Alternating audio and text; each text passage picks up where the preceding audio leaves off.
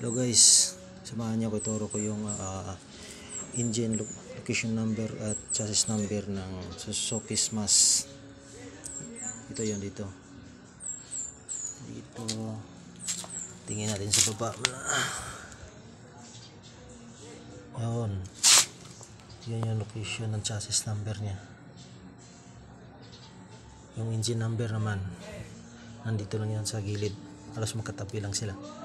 Kung makikita mo, nandyan lang siya.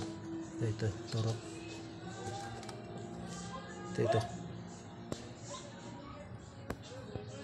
Hirap mahanap eh. Oh, yun. Oh, yun.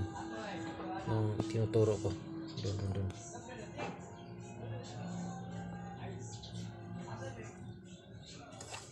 Dito guys.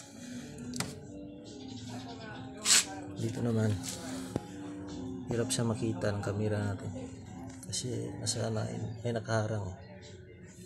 Tuturo ko na lang. Ito yung location niya. Yan lamang guys, thank you.